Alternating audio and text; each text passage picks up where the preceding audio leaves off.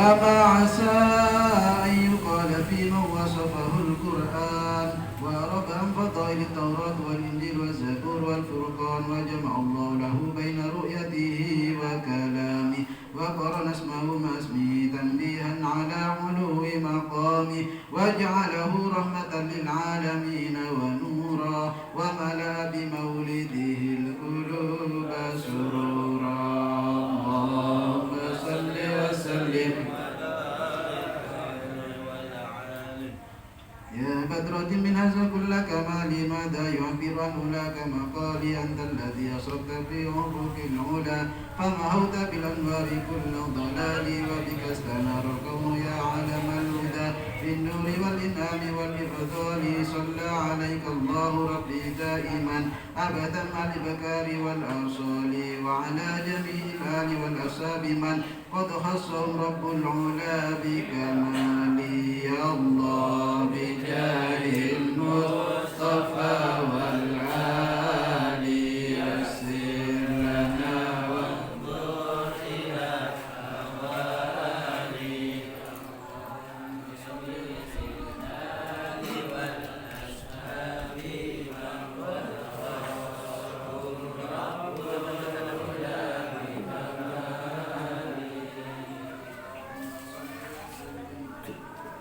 Bismillahirrahmanirrahim.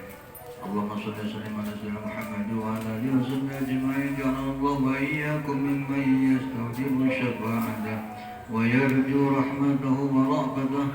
Allahumma bi hurmati hadzal nabiyil karim wa alihi wa ashabihi sadiqin ala manhajil qawim. اجعلنا من خيار أمتك واسترنا ببيت حرمته واحشرنا غدا في زمرته واستعمل ألسنتنا في مدحه ونصرته واحمنا متمسكين بسنته وطاعته وأمتنا على حبه وجماعته. اللهم ادخلنا مع الجنة فإنه أول من يدخلها وأنزلنا في قصورها فإنه أول من ينزلها وارحمنا يوم يشفع للخلائق فترحمها. اللهم ارزقنا زيارته بكل سنة ولا تجعلنا من الغافلين عنك ولا عن قدرتنا. اللهم لا تجعل في مجلسنا هذا أحدا إلا وصلت بماء التوبة ذنوبه وسافرت برضا المغفرة ويقع. اللهم إنه كان معنا في السنة الماضية إخوان معنا القضاء ولرسولنا مثلها فلا تحرمهم من طلب الاتصال وقتلها. اللهم بحق اللهم ارحمنا إذا سرنا من أصحاب القبور ووفقنا لعمل صالح من قصدنا وعلى من مرد. اللهم اجعلنا لآلائك ذاكرين ولنعمائك شاكرين وليوم لقائك ذاكرين وحين بطاعتك مشغولين. وإذا توفيتنا وتوفنا غير مفتون ولا مختون واختم لنا منك من خير أجمعين. اللهم اكفنا شر الظالمين واجعلنا من فتنة أهل الدنيا الظالمين. اللهم اجعل هذا الرسول الكريم لنا شفيعا وارزقنا به يوم القيامة مقاما رفيعا. اللهم اسقنا من حوض نبيك محمد صلى الله عليه وسلم شربة هنيئة لا نظمأ بعدها أبدا وانشرنا ذاتني وإياك. اللهم اغفر لنا به ولآبائنا ولأمهاتنا ولمشايخنا ولمعلمينا ولركوب علينا ولجميع المؤمنين والمؤمنات والمسلمين والمسلمات الأحياء منهم والأموات إنك مجيب الدعوات وقاضي الحاجات وغافر الذنوب والخطيئات يا أرحم الراحمين. وصلى الله على سيدنا محمد وعلى آله وصحبه وسلم. سبحان ربك رب العزة عما يصفون وسلام على المرسلين والحمد لله رب العالمين. بسم الفاتحة.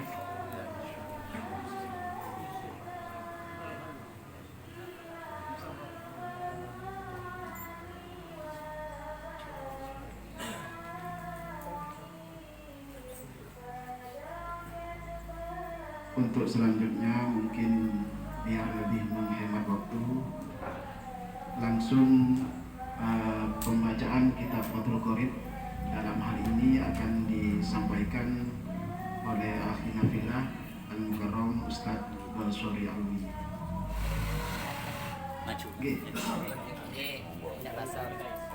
Kepada beliau waktu dan tempat kami persilakan. Allahumma sholli ala Muhammad.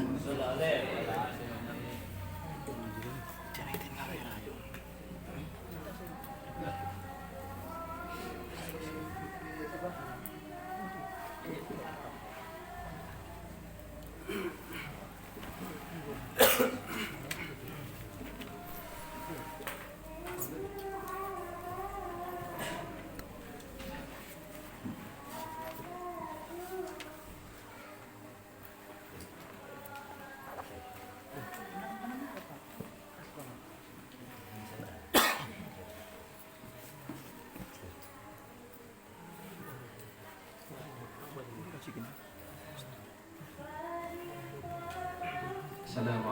warahmatullahi wabarakatuh. Waalaikumsalam. Kita ya qawli rabbana ftah bainana wa bain qawmina bil haqq wa ta'ala. Qala al-mu'allif rahimahullah. Sekarang aku potong ya. Sampai wa ayyat al-hakmah. Bismillahirrahmanirrahim. Ini sampai ke wahiyah pada hatman fi hirsi bismillah. Saya bacakan maknanya terlebih dahulu. Wahiyah pawaha lan yen to ngrekso sapa nate ing kono hatman kelawan wajib fi hirsi bismillah ing dalem kon simpanane padane foto.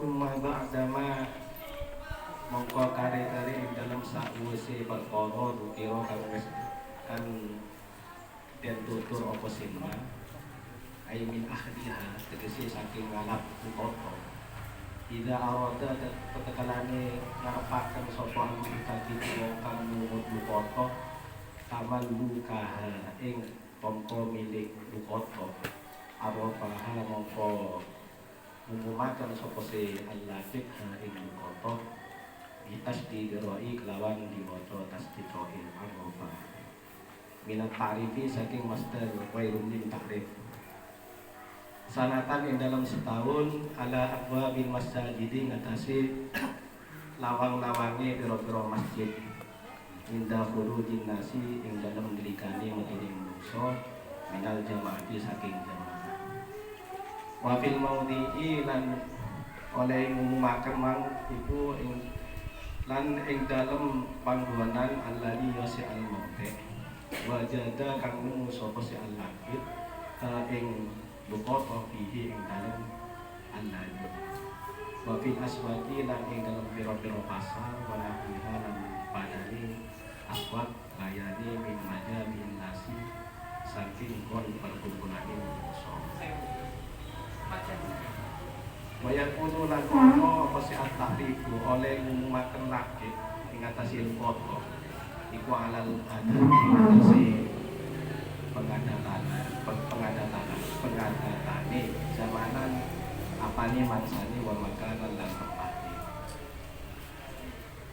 wa ibtida'us sanati lan utawi kawitane taun iku min waqti ta'rifi awit saking waktune ngumumaken lukoto lal tikoti ora awit saking waktune nemu lukoto wala yajibu lan ora wajib apa isti'abus sanati meratani setahun ditarifi kelawan oleh ngumumaken lakit ing lukoto bal yu'arifu balik ngumumaken sapa se lakit awalan ing dalem kawitane ulayomin ing dalem saben-saben dina maroteni lawan rum ambalan paropain nahari ing dalam arah lorone raino la lailan ora ing dalam wengi wala waqtal qailulati lan ora ing dalam waktu qailulah di sekitar jam 11 malam. Sumayu arifu mongko muli ngumumaken sapa sing lakit ba'da zalika ing dalam sawise mengkono-mengkono yaumin marrataini tarafain nahar kula usbu'in ing dalem saben-saben sak minggu marotan kalawan ambal sepisan marrataini utawa kelawan rong ambalan wayat guru lan nyebutaken sapa al-muntaqitu wa kang nemu foto fi ta'rifil luqati ing dalem ngumumaken barang kang den temuni wau ba'da awsafiha ing sebagane pira-pira sifate foto paling balawo mongko lamun bangetaken sapa si mutaqid fiha ing dalam foto maksudnya dalam masalah takrif awsafiha niku domina mongko gantene sapa si hakik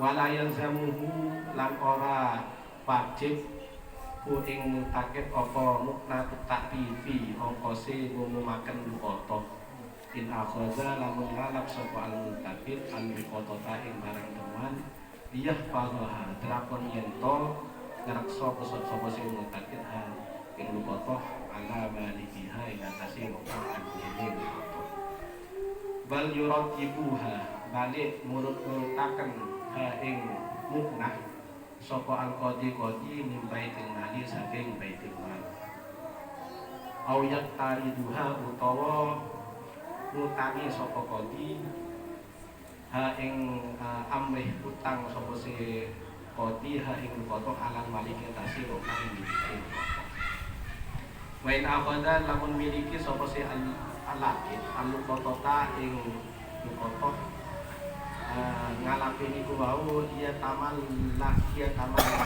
drakon yen to miliki sapa sing mutakid ha ing lukotoh wajib maka wajib alaihi ing atase mutakid apa ta'rifuha ngumumaken lukotoh wala dimau lan wajib ing mutakid apa mutlaku taktifiha biayai atau biayane ngumumaken lukotoh sawaun amal laka iku padha uga utawi yen to miliki sapa silakit hari lukotoh ba'da zalika ing dalem sause mungkono takrif la utawa ora waman lan utawi sapake wong iku iltaqo nunggu sapa man syai'an ing suwiji-wiji hakiron kang dina la yuqarribu moko ora usah umumaken sapa sing mutakid ing syai'an hakiron sanatan ing dalam setahun bal yu'arribu balik umumaken sapa sing mutakid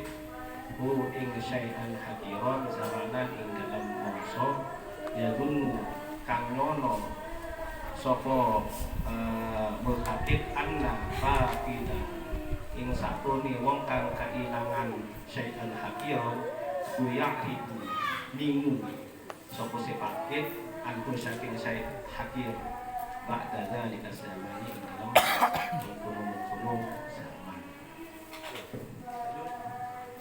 Terima kasih, mungkin cukup sementara Pak Basori.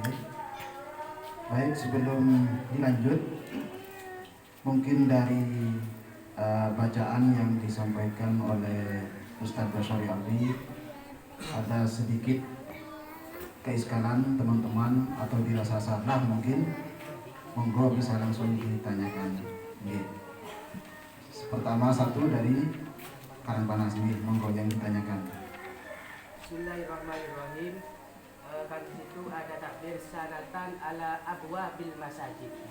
Huruf jar ala di situ berkata apa? Terima kasih. Ini ada satu pertanyaan yang ditanya bukan masalah bacaan, tapi ingin tahu ala yang di dalam lafaz alal masajid itu berfaedah apa? Apa bisa langsung dijawab atau ditanggung dulu? Dijawab ya. Oke, monggo yang satunya, oke. Sampai monggo. Dalam takbir zamanan yadumu anna taqidahu ya'rifu anhu. Tadi seorang baca ya'rifu. Ini bacaan yang benar ini apa ya'rifu, apa yang Mu'arrif gitu. Gimana? Diulang, bisa diulang. takbir zamanan yadumu anna taqidahu ya'rifu anhu. Seorang lagi baca ya'rifu. Oke. Ini bacaan yang benar ini betulnya Mbak. Tadi korek membaca ya'ridu. Ya'ridu. Oke.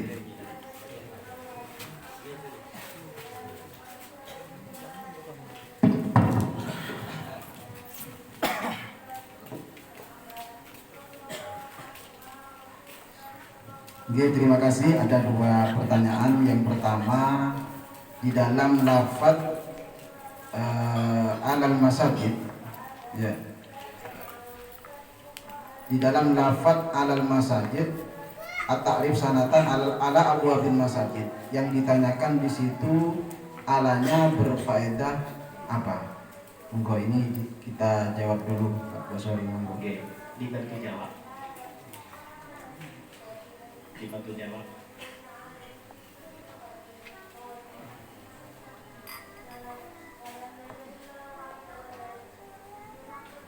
Mungkin ada yang bisa bantu jawab.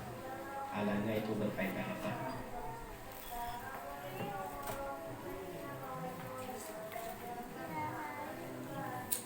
Monggo, ada yang bisa jawab? Alal ala abwabil masajid. Ini alanya berfaedah apa?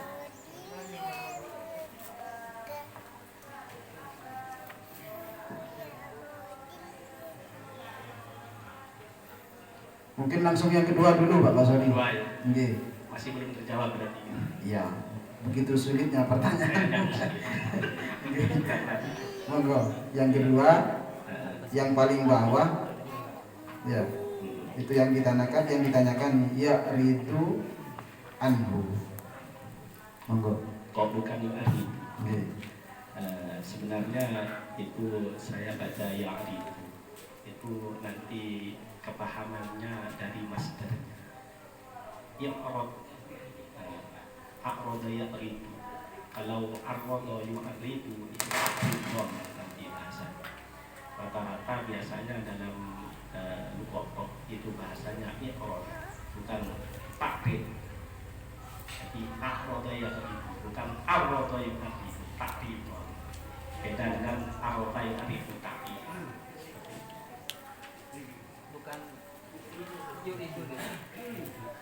Kalau di akrodo saya yuridu. Ya ridu. Kalau yuridu Saya baca seperti apa tadi? Ya ridu tadi ya. Oh, ya ridu. Ya ridu, iya. Maksudnya ayu ridu seperti itu. Berarti sapulesan mungkin ya. Tulisan ayu ridu. Nggih. Mungkin dari korek sebenarnya mau membaca ayu ridu. Nggih, ten. Nggih. Saya ambil dari kepahaman biasanya i'rad seperti itu. Ambil dari masdarnya. Untuk ala mungkin ada yang bisa jawab tadi faedahnya itu dari teman-teman aku. Nulis. Ketua LBM.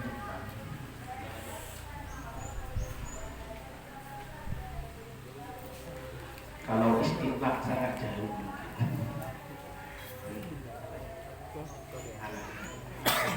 faedahnya bisa bantu.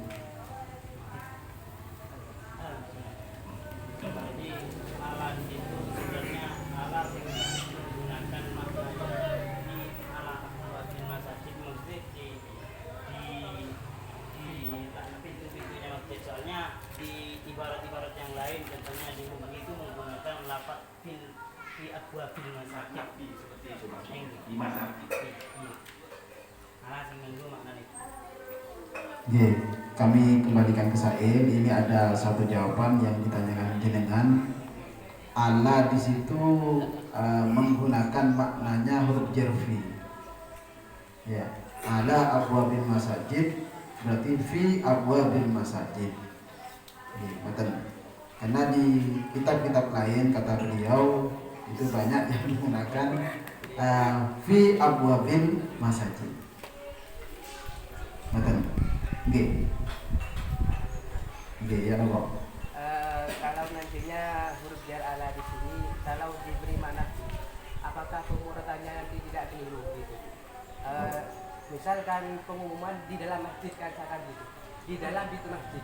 Sedangkan di dalam hadis kalau kita pahami bagaimana hukum melaksanakan pengumuman di dalam masjid. Kan seakan-akan kalau di pintu masjid kan ini pasti sudah di dalam masjid begitu. Kan makruh hukumnya begitu. Kalau dimaknakan ala itu dengan huruf jarfi begitu. Nggih. Dari Sail ngapunten nggih, sebenarnya sudah mau ketika ala bermakna fi bermakna fi itu Sail sudah mau. Cuman nanti ketika ini di Morati nanti seperti apa? Apakah ini masih perlu jawaban lagi apa nanti melihat ke Morat? Nggih. Mungkin langsung diartikan mungkin nggih. Jadi Dijawab dulu. permasalahannya kalau dimaknai dengan normatif apa? Gimana? Kalau dimaknai dengan normatif itu apa permasalahannya?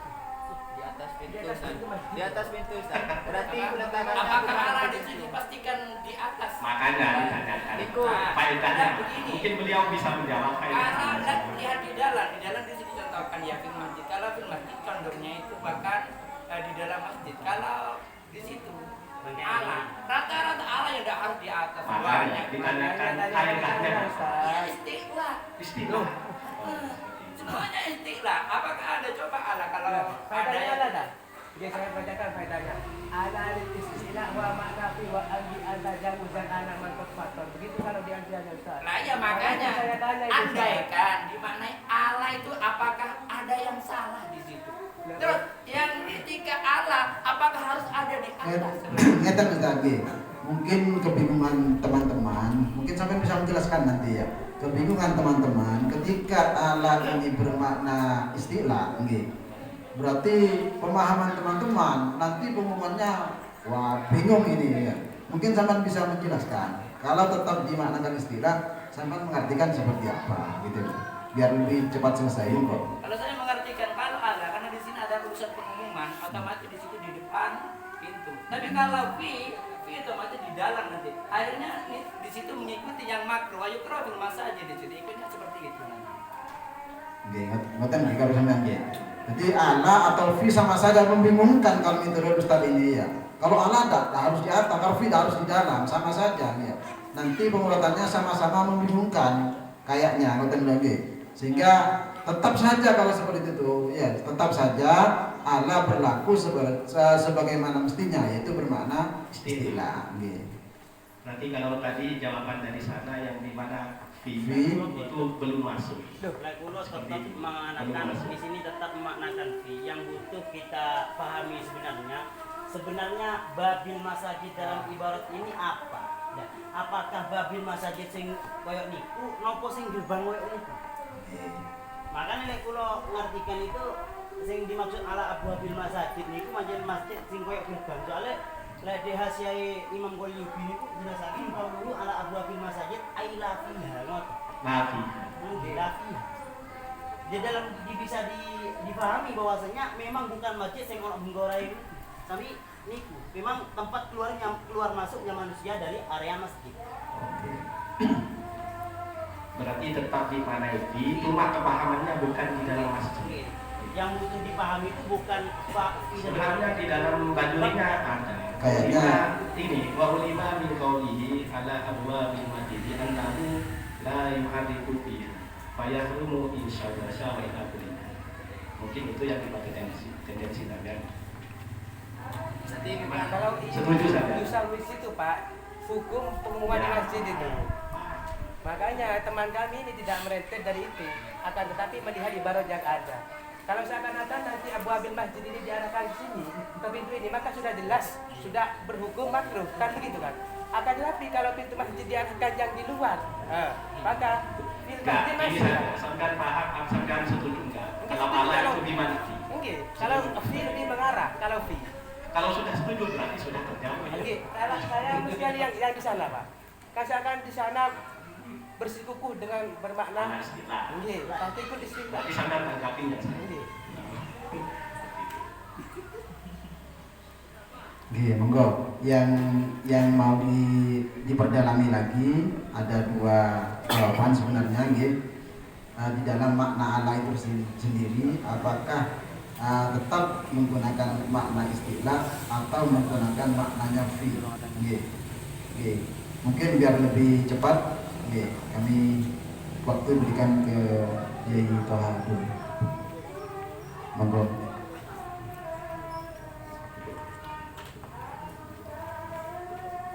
Secara sahih memang tidak disebutkan bahwa Allah ditafsirkan atau dijelaskan dengan bimakna fi secara sahih. Namun secara pendekatan memang lebih amyal, lebih cenderung ke bermakna fi. Lebih amyal, lebih cenderung ke bermakna fi. Menurut saya, jadi ada dukungan contoh bahasanya, ada dukungan contoh. Bab contoh kan minat dalil, al misal minat dalil, jadi contoh bagian daripada dalil. Saya kira Itu saja. Kalau memang secara sorry memang tidak diterangkan bahwa Allah langsung dimanapi, andaikan dimanapi di situ sudah ada pendukung contoh. Terus bagaimana Allah dimanapi, itu namanya nanti ke istilah majas, itu majas isti'arah. Jadi Allah meminjam makna nafi untuk ada persamaan di syiddatit tamakun. Di syiddatit tamakun orang menyiarkan di situ, di tempat itu memang kayak antara orang yang menyiarkan dan tempatnya kayak sudah menjadi satu di syiddatit tamakun. Itu banyak seperti alam madhabil fikih di Fathul Qorib di depan itu kan aifi bimana fi. Kenapa kok menggunakan Allah di situ? Karena untuk majas isti'arah alasannya titik temunya adalah di syiddatit tamakun. Itu kalau dari sudut balaghahnya itu majas isti'arah.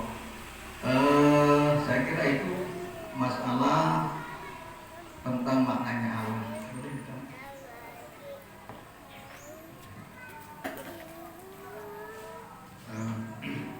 Tapi di situ saling mendukung juga ya. Jadi ala abwabil masajid itu tempat nih, bukan kepada orang nih.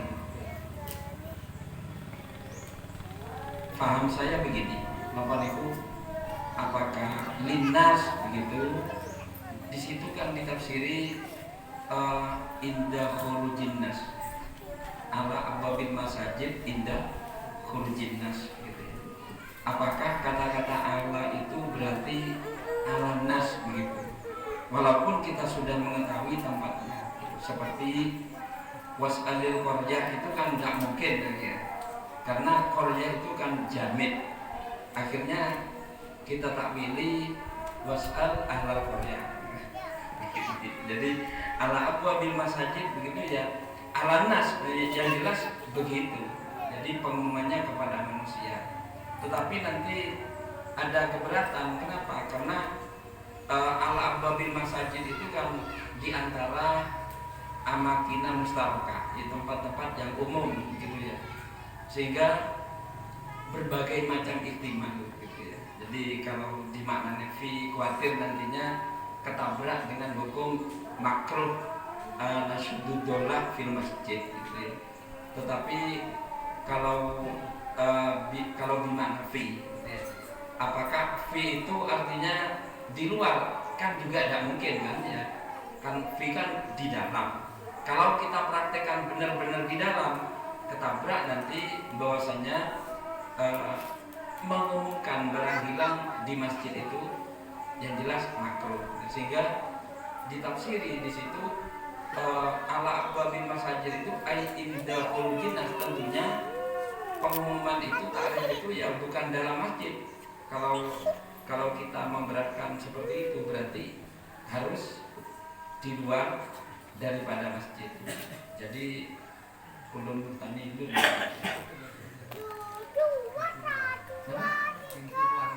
bukan ada mungkin bukan ailafiha kalau fiha itu dalam masjid. iya, namanya pintu ya, pintu masjid dan pintu pagar beda. Itu bukan masjid kan gitu ya. Jadi apakah ini pintu masjid? Ya, masjid mana ini? Apa masjid di Indonesia gitu ya? Karena ini juga masjid. Jadi kalau kita artikan masjid itu adalah rumah ya, maka yang paling depan apa paling belakang gitu ya. Gitu ya. Ya, pokoknya yang paling timur kita mau masuk masjid ada pintunya, itulah yang disebut pintu masjid. Itu bukan pagar yang jelas seperti itu. Kalau sampean artikan pagar, wong lafadznya ala abwabil masajid di sini. Gitu. Tapi kita mengerti ya, kalau dalam masjid tidak boleh, berarti ala dikamarkan adalah di luar masjid. Gitu. Ini apa untuk masalah pengumuman di masjid yang ada punya itu ketika suaranya itu dikeraskan. Kalau tidak dikeraskan itu tidak makruh. Darah sautin. Kenapa? Ibarat Banyak rono atau ta'rifu fil masajidi idza kana bi rafi sautin fa illa fala tarohat. Jadi nanti bisa dalam ibarat Fadl Qorib memang ala apa? Ala masajid, ala babil masajid memang kita bermakna ala istilah itu bisa. Dengan syarat nanti tidak terlalu keras yang menyebabkan hukum makruh. Berarti alal di situ kalau dimaknani fil masjid memang benar-benar di masjid ya. Tidak makruh. Kecuali Kan suara birafi saut. Karena sama saja yang Masa kita mau bagi urusan birafi saut itu kan hukum anak. Ini kita yang ditanyakan ini adalah ala ini. kalau masalah itu memang Masalahnya kan alanya Sama di saya situ kasih karena bermakna api atau bermakna istilah. Kalau bermakna api otomatis di sini otomatis rentetannya hampir sama dengan yukrau at-ta'dil fil Berarti- masajid. ya berarti bisa Istilah itu. bisa boleh manafi itu tidak harus di luar masjid, di dalam. Jadi kalau memang terjadi apa itu tadi ada hukum makruh itu manakala terjadi ini ya raf'us saut wa taswis ala musallin wa dzakirina fihi. Kalau mutlak sekedar fil masjid tidak makruh. Kayaknya kalau melihat ibarat ini nggak makruh. Nopo ada penguat sampean anu Ada, Pak. ada. Kalau di ibarat lain itu memang menggunakan lafaz fi. Ya fi. Apa ada qaid? Nopo itu bukan. Tadi kan kalau fi bisa anu mengarah kepada makruh. Apakah makruh itu menggunakan catatan ketika raf'us saut wa taswis? Benar. Menawi yang dibahas babul masjid itu yang mana? Ya itu memang bahas itu. Begitu. Maksudnya yang ini, yang tanya Dan toh ya. Apakah fil masajid sama tadi kan makruh.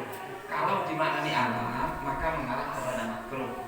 Kemudian elat maknanya ada loh. Karena di situ mengatakan maksudnya dalam makruh itu adalah ketika terjadi taswis dan raf'us saut. Sehingga dapat apa kalau kita maknani ala sesuai ibarat-ibarat yang lebih banyak di kitab. Kalau di takrif menggunakan ala, kitab lain menggunakan fi, maka tidak salah kalau kita beri makna fi. Okay. Di sini begini, Pak. Tingkau ini ala wabil masajid annahu la yakudha fa yahrumu in sawwas. Yahrumu. Yahrumu. Wa illa kulli jika tidak tasbih intinya tidak mengganggu apa-apa Wa saja. inna kuliah. Jadi tidak mengumumkan apa saja. Kalau Gimana? Gigi? Anu ada lagi. Jadi ketika tidak taswis itu makruh. Di sini kan wayukrahu, kita bacakan di sini. Wayukrahu at-ta'rifu fil masajid idza kana bi rab'i sautin wa illa fala karahata. Ini justru malah lebih ke bawah lagi. Bukan begini loh ya. Kan ini ada dua jawaban, dua ibarat. Yang pertama mengumumkan di dalam masjid itu tidak masalah dengan catatan tidak terlalu keras, satu ya. Yang kedua ditemukan lagi ada ibarat ya kalau di dalam masjid itu haram tetapi dengan catatan kalau ada taswis, kalau ada taswis makruh. Turunnya ke masuk. Turunnya ke makruh. Oke. Pak, saya udah dari tadi teman yang di selatan dan teman yang Iya. itu ada dua pemahaman. Tetap kalau menurut tadi yang dibacakan oleh teman tadi dari orang Batak. Dalam surah Imam itu dia ayat sama kalau tidak tasbih, kalau tasbih Arab itu memang kalau di dalam. Iya. Kalau seandainya pemahaman pertama, pemahaman kedua kalau seandainya di luar masjid tetap mana di makna bimaidat istilah itu tetap tidak boleh kalau seandainya di apa Raf'us saut. Raf'us saut tetap di mana cuma di Raf'us saut. Ini beda lagi yang kedua. Coba begini ya. Beda lagi. Raf'us saut membedakan antara fi dan ala itu posisinya kan tetap, walaupun ala ya di pintu itu sama, juga, fi ya di pintu itu juga kan, walaupun nggak ada gerbangnya, nggak ada pintu penutup, itu kan masih dikatakan pintu. Mengumumkan di tengah-tengah itu kan masuk ala juga sebetulnya ya, kalau segi pemahaman. Jadi antara fi dan ala, kalau ala fi tadi disebutkan di tafsir aila fiha itu menunjukkan bahwa murad daripada lafaz itu menghendaki bukan di dalam masjid karena takut ketabrak makhluk tadi. Terus makhluk tadi kemudian alasannya kan linahyi, kan ada nahyi. Insyadul dolah menyiarkan barang hilang di dalam masjid kan makhluk itu nahyi. Kemudian ada yang menakwili itu apabila menimbulkan birok isoti. Kalau tidak birok isoti tidak, itu kan bagian daripada hilaf. Aslinya memang ada yang mengatakan walau tanpa birok isoti memang makruh, alasannya kan linahyi. Nah, sehingga di situ tadi mengatakan la fiha, jangan di dalam masjid. Walaupun di luar, di bagian luar, sepanjang itu masuk bagian binaul masjid kan tetap tidak boleh kan. Ya, sekalipun bagian dalam binaul masjid, walaupun di harimnya, di terasnya misalkan kan tetap tidak boleh kan masuk bagian dalam masjid. Makanya tepat sekali tadi kalau ditafsir la fiha tidak diumumkan di dalam masjid, berarti kita punya pemahaman di luar masjid, pintu di luar masjid ketika orang-orang itu pada bubaran dari sholat Jumatan.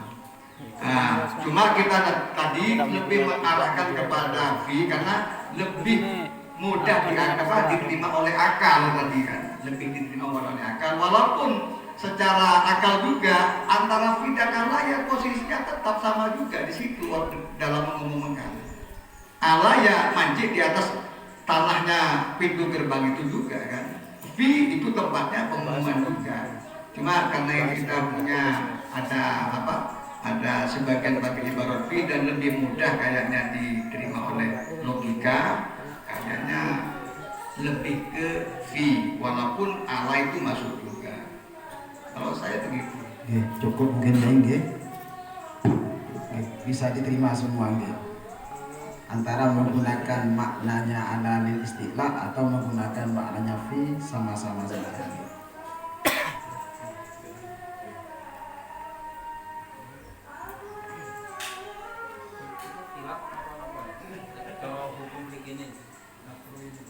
Berarti ketika pengumuman tersebut dilaksanakan di dalam masjid, maka itu hukumnya makruh kalau terlalu keras. Ada prakteknya. Nah, Ada prakteknya. Waktu dan bila pisau ada prakteknya. nggih ya. Yang tidak pisau itu ditanyakan. Anu ya kehilangan uang ditanyakan. Bukan berarti gini pakai stiker dan tidak.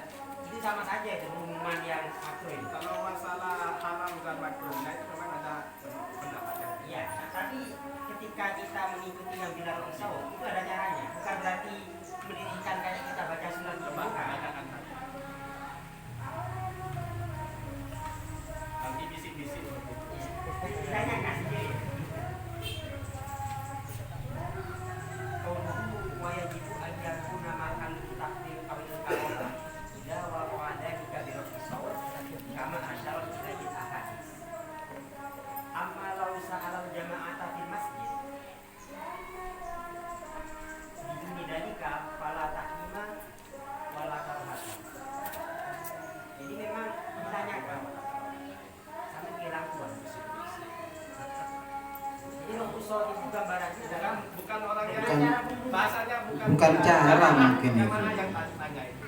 salah jamaatan ditanyakan ke masing-masing. Oh, sama salah jamaah. Iya, salah jamaatan ditanyakan. Jadi gitu.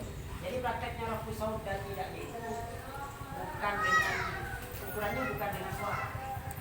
Tapi kalau sekarang begini, siapa yang bilang uang? Ini juga dari Rasul Saud ini. Karena secara umum beda dengan tanya dengan cara yang ini. Jadi gambaran Rasul Saud dalam Takriful Nubuwah tidak sama dengan Rasul Saud di dalam Tasbih Dzikir. Sa'ala al jamaah itu apa cara lain daripada takrif, Ustaz? Apa memang cara saumnya seperti itu? Makanya di sini yang kaidahnya kan dengan menggunakan amma law sa'al jama'ata. Berarti kan ini memutar hukum yang ada di sebelumnya yang berupa idza waqa'a dzalika bil islam. Law sa'al jama'ata fil masjid biduni dzalika fala tahrimu wala apa.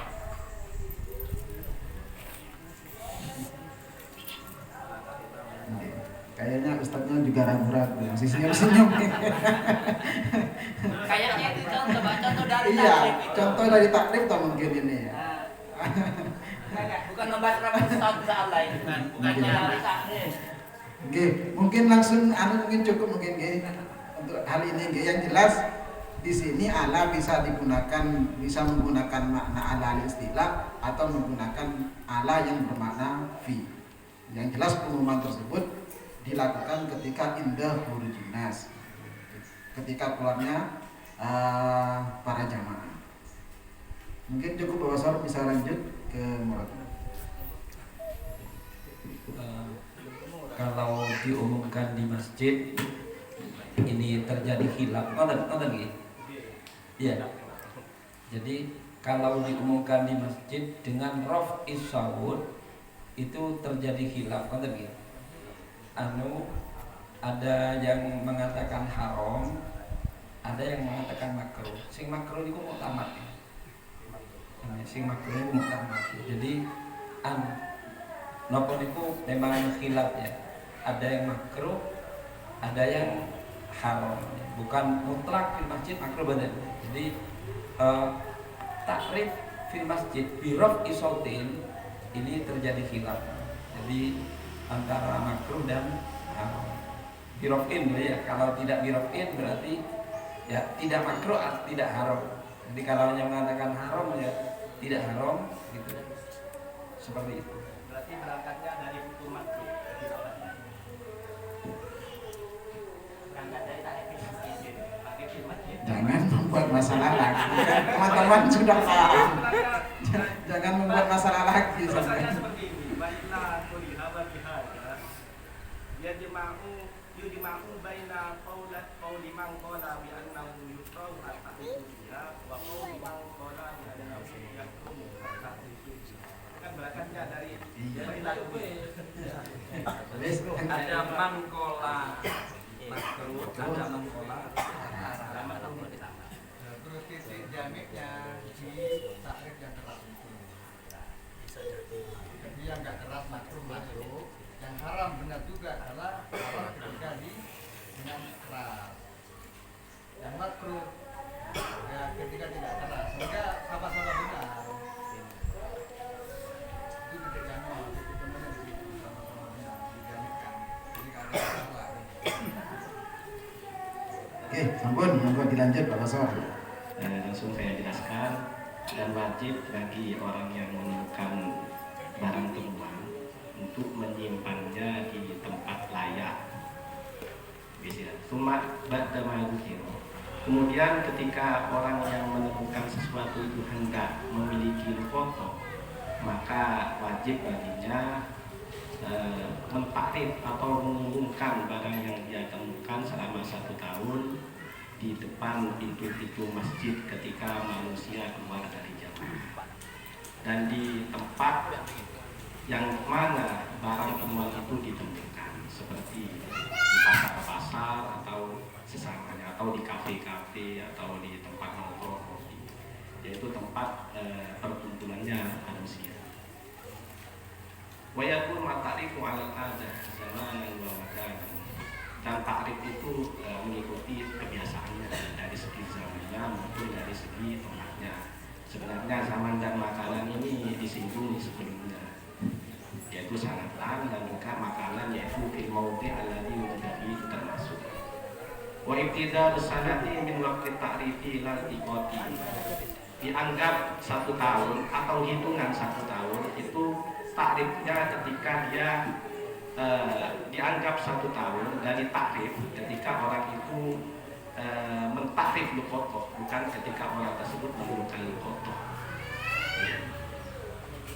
wala yajibu isti'abu sanati bitarifi bal yu'arifu awalan wala yawmin marratain. Tidak wajib selama 1 tahun mentakrif barang yang dia temukan. Justru cukup baginya mentakrif pertama kali setiap hari itu 2 kali, pagi maupun sore. Bukan mentakrif ketika malam hari dan juga waktu Qailula sekitar jam 11 12. Summa yu'arifu ba'da dzalika kulla usbu'in marratan. Setelah itu bagi mutakid cukup mentakrif setiap 1 minggu sekali atau 2 kali. Sebenarnya ini ada 4 tahap dalam segi mentakrif. Itu dijelaskan di dalam bajurinya. Wa yadhkuru al-multaqitu fi ta'rifil luqati ba'da usbiha. Bagi orang yang menemukan sesuatu, cara mengumumkannya itu jangan disebutkan semua sifat-sifatnya. Fa'in balagha fiha mana, ketika disebutkan semua maka wajib doman baginya ketika ada orang yang sudah mengaku dan benar seperti itu. Wala yalzamuhu natu ta'rif in akhadha al-luqata liyafadhaha ala maniha bal yuratibuha al-qadi. Tidak wajib bagi mutakid ongkos biaya takrif apabila ingin mengambil kotohnya untuk dia simpan. Bahkan bagi kodi, cukup bagi kodi yang membiayai muknah takrifnya dari Baitul Mal, atau kodi yang mencarikan hutangan untuk biaya takrifnya al-mali. Wa in akhadha al-luqata liyatamallakaha wajaba alaihi ta'rifuha wa lazimahu muknatu ta'rifiha sawa'un tamallakaha ba'da dzalika. Apabila ingin hendak memiliki, maka wajib muknah takrifnya dari orang yang menemukan.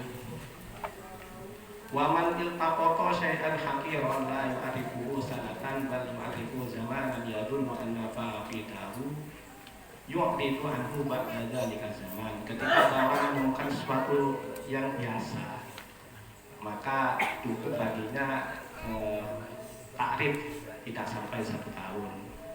Bahkan di waktu-waktu yang mana orang yang kehilangan syai'an haqir itu sudah tidak butuh. Sudah?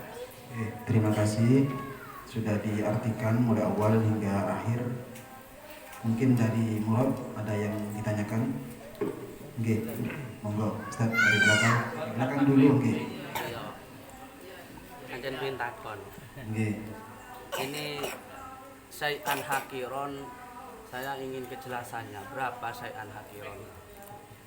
Terus tergantung siapa, dikatakan hakir itu tergantung siapa. Seumpama orang kaya kan kalau 20.000, 10.000 mungkin hakir. Kalau orang miskinnya 5.000 wis berat. Kalau dalam kitabnya kan cuma kolilan mutamawalan cuma gitu toh kan. Nah, mungkin itu diperjelas supaya enak. Supaya enak hakiron itu di dalam gambar. Apa nanti beda? Dia menanyakan dan dirinya sebentar. Ya itu kan soal penting. Hakiron 500 JP langsung nggak usah takrif gitu. Apa 20 nanti termasuk hakiron. Soalnya orang ini kan kalau 20, nah itu saja. Terima kasih. Ada satu pertanyaan biar teman-teman sama paham nanti ya.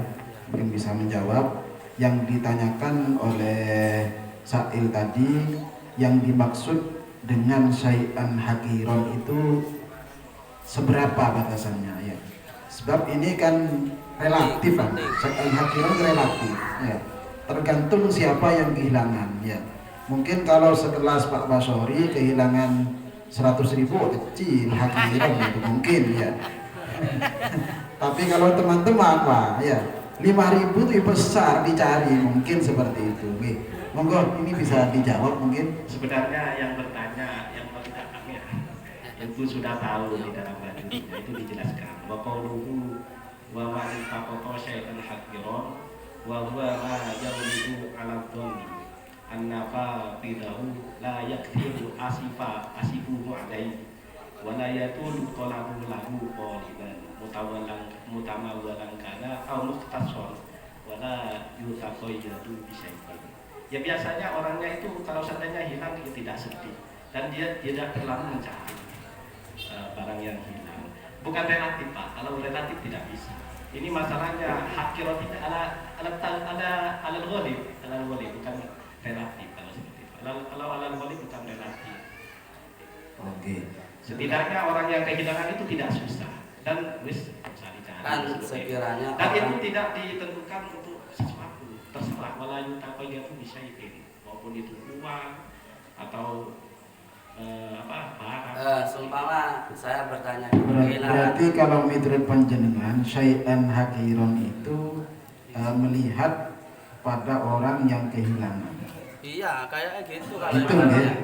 Coba jelaskan aja kalau sehingga karena bitibari zaman wal amkan wal asqas mungkin ada, makanya kalau ibarat sedemikian kan, kalau kita sebagai orang awam itu sulit untuk membedakan mana yang remeh, mana yang ini yang berharga. Kalau saya menemukan uang 20.000, ini remeh apa berharga 20.000? Ya, kalau ini saya anggap ini remeh, soalnya 20.000 ini justru dengan sampean mengucapkan seperti itu, ya. Itu mensulitkan diri sendiri karena kita tidak tahu. Kalau jelas kan ada sulit. Karena kita tahu siapa yang kehilangan kan seperti itu. Karena motif sehingga yang jadi patokannya. Kalau kita tahu bahwasanya yang kehilangan itu adalah orang fikir, ya mungkin bisa jadi nanti bihtilafil asfas seperti itu. Tapi yang menemukan ini yang dihukum, bukan yang kehilangan seperti itu. Jadi sehingga nanti patokannya adalah motif. Kalau seperti itu. Kalau kita menghukumi, ini mungkin punya orang miskin itu 10.000 sangat berharga, ini nggak bisa sih. Orang yang dihukum adalah yang menemukan. Ya menurut jenengan 20.000 ini berharga apa hakir? Menurut jenengan? Menurut saya. Ya. Terserah sampai mau mencontohkan seperti apa. Kalau menurut saya 20.000 itu berharga. Berharga ya. Harus setahun. Harus setahun. Apa? Tarifnya. Berharga. Ya setahun 20.000. Kalau memang berharga. Mungkin yang lain. Kita kembalikan lagi dengan konsepnya. 20.000 setahun ya nggak mungkin. Orang mencari sampai 20 setahun. Berarti belum bisa menjawab patokan berapa ya? Belum bisa, tetap belum bisa. 20.000. Ini kalau kan 50.000 tadi sempat disinggung oleh Ustaz sampai nyari 1 tahun, 50.000. Tadi sebenarnya sempat disinggung oleh Ustaz Basori bahwa syai'an hakiron tersebut dikembalikan kepada don. Ya, don orang yang menemukan. Sebenarnya sudah menjawab, cuma terlalu ngotot tadi ya. Dikembalikan kepada don. Ya. Nah, ketika kembali pada don, maka ketika lumrahnya manusia, ya itu dianggap hakiron, ya berarti hakiron. Dan kalau kembali kepada don.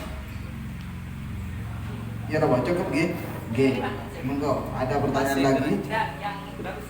Mau melanjutkan? Masih belum monggo ya coba. Coba mempertegas saja tadi kan yudono anna fakidahu jadi pandangan orang yang menemukan barang itu sekiranya orang yang kehilangan sudah berpaling dari barangnya, itu standarnya adalah ghalib tanpa memandang individu orangnya, tanpa memandang orangnya, tanpa memandang sifatnya, semacam orangnya bakhil. Kalau orang bakhil sekalipun sedikit maka susahnya lama ya. Susahnya lama. Memang ada di kitab itu memang aibik tibaril ghalib min ahwalin nas. Fala yaridu anna sahibahu qad yakunu syadidal bakhil. Jadi fayadumu asabuhu ala tafi. Jadi barang remeh tapi lama susahnya. Kayak ceritanya di syair Abu Qushair itu saking meditnya, kulit kayu saja dia tidak rela diambil orang, kulit kayu yang jatuh. Abu Qushair sampai dijuluki Abu Qushair, bapak kulit itu di Itu kan ceritanya orang medit. tanpa memandang sosok seseorang, tapi memandang secara umum. Jadi cuma membantu. Monggo. Sebenarnya takdir dari Yai Toha itu sudah menjawab Ini Pak, Ya, bagus. kita sebenarnya andaikan kembali ke kitabnya, di sini kan hakiran Setahun. qalilan mutamawalan ya. Terus di bawahnya lagi, di sini kan sudah dibayati ai qalilan mutamawalan, sedikit tapi mutamawal. Sedangkan di bawah di situ ada keterangan amal qalilu ghairal mutamawal kahabbatil intoti wadzabibati wal yu'arifu. Ini kalau dianggap qalil ghairal mutawal kahabbatul intot, berarti di atas itu ini bisa dikategorikan qalilan mutamawalan. Enggak yang seperti itu, enggak paham. Monggo, nggih. Sampean tadi diputus-putus. Saya sudah baca tadi. Mutamawalan kana au muhtason. Itu yang bukan hakir yang dimaksud sampean itu. Qalilan seperti satu gandum, itu bukan hakir. Justru bukan hakir sama sekali. Makanya itu saya tak bacakan. Begini Ustaz, jangan dengarkan. Qalilan mutamawalan. Di sini hakiran. Maksudnya gini, Ya, maksudnya itu enggak usah takrib di sana. Enggak usah takrib. Kalau di sini takrib alat ada. Tidak usah tahu. Di sini yang hakiran kan? Hakiran. Kita bahas hakiran dulu. Qalilan mutamawalan. Ini hakiran. Sedikit tapi masih bernilai. Ya, ini itu namanya syai'an hakiran. Nah, Satu. sekarang kita membandingkan wa amal qalil yang sedikit. Sekarang ada sedikit tapi tidak ghairu mutamawal. Kita contohkan. Seperti satu biji gandum. Nggih. Ini aja, dengarkan dulu kan. Terus. Berarti pemahaman saya begini. Kalau qalilan ini dibatasi ghairu mutamawal dikahin totin, berarti di atas itu sudah bisa kita pahami bahwa di situ adalah hakiran. Umumnya kalau sedikit di situ berarti bukan ya, itu. Makanya pemahaman saya seperti itu. Betul juga, nggih. Monggo, ya napa, Pak? Kalau menurut saya, Nggih. syai'an hakiran itu adalah sesuatu yang mana orang itu orang pemiliknya, andai kata memiliki barang tadi itu, untuk berpaling pada barang tadi itu tidak sampai 1 tahun, itu namanya barang yang hakir. Enak itu. Udah kan ya? Nggak kailingan. Nggak kailingan. Satu saya bukan. Katakan 1.000. Nggih. 1.000 ini Nggak sampai setahun. kepikirnya nggak akan sampai 1 tahun. Akhir. Hakir bisa.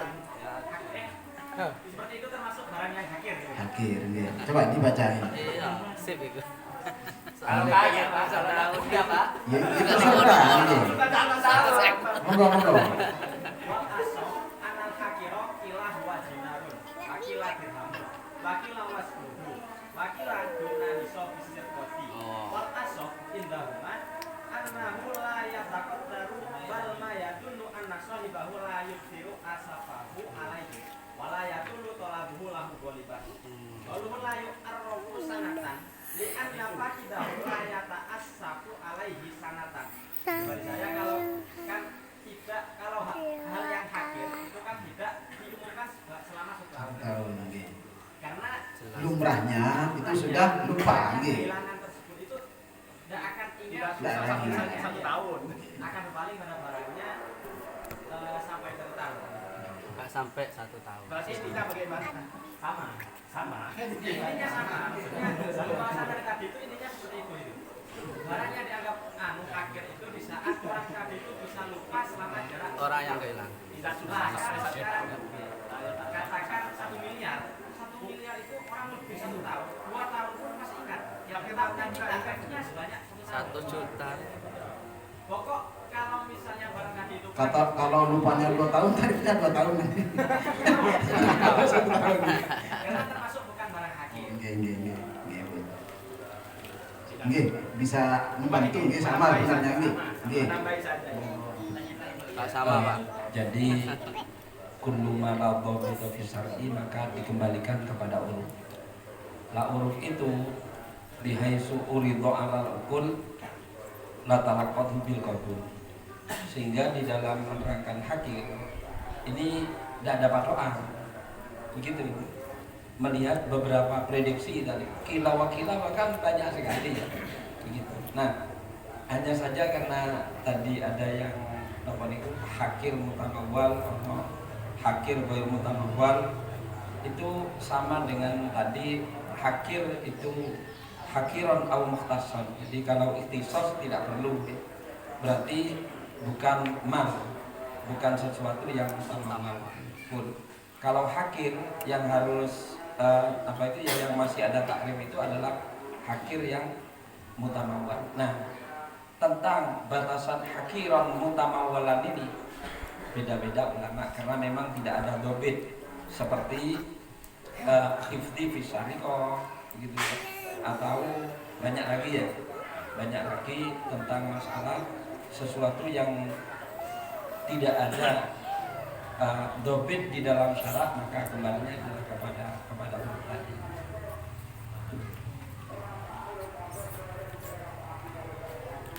Sampun nggih. Ada pertanyaan lagi? Nggih, monggo. Jadi sebenarnya Lupostok kalau di zaman sekarang itu cara takdirnya itu seperti apa? Jadi dari kami kebingungan.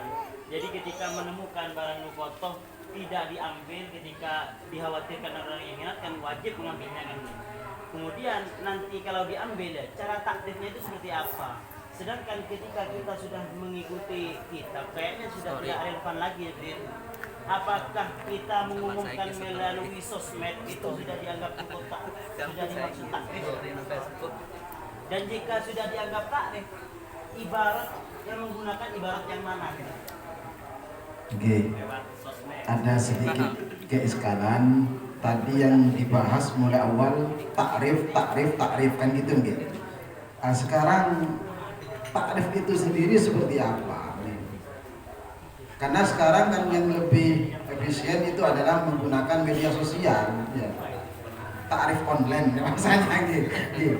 Apakah itu sudah mencukupi ketika mau memiliki barang temuan ini, takrifnya melalui online? Gitu. Monggo.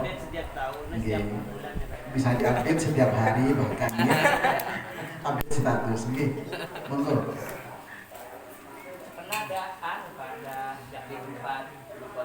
Yang kedua di situ orang yang kehilangan belum tentu dia punya HP, tidak terjangkau. Berarti metode jenengan takrif secara online tidak bisa.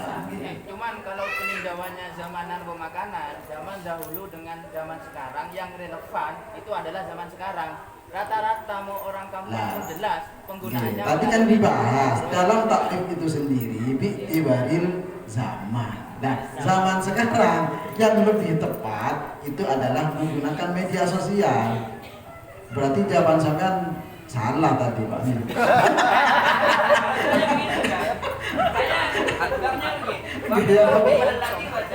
Kalau memang di sosial di situ, ini masih belum, menurut saya belum filmau di allati wajada.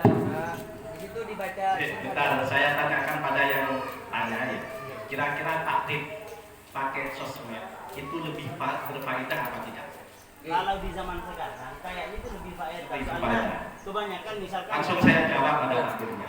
Viral. Yang lagi viral.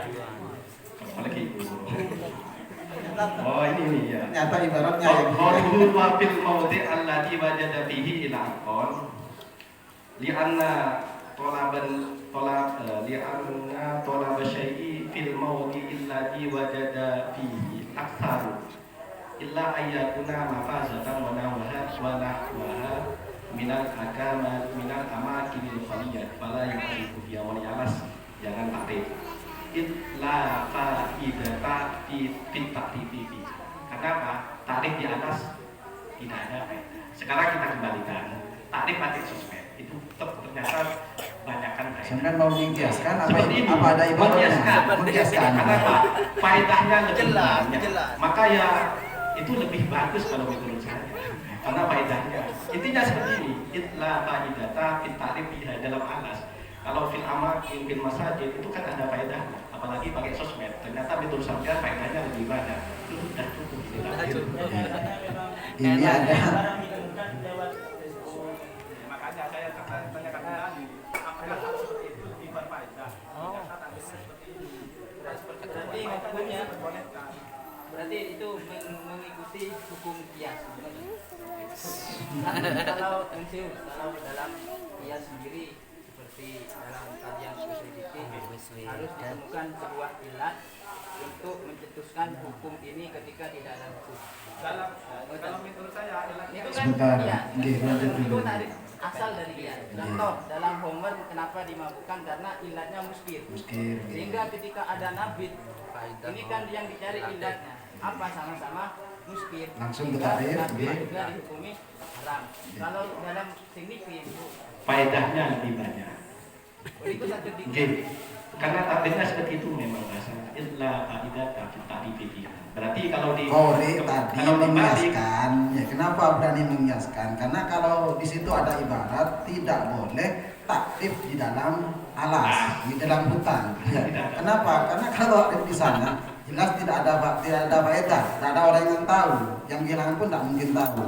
Maka tidak boleh. Karena di situ tidak boleh.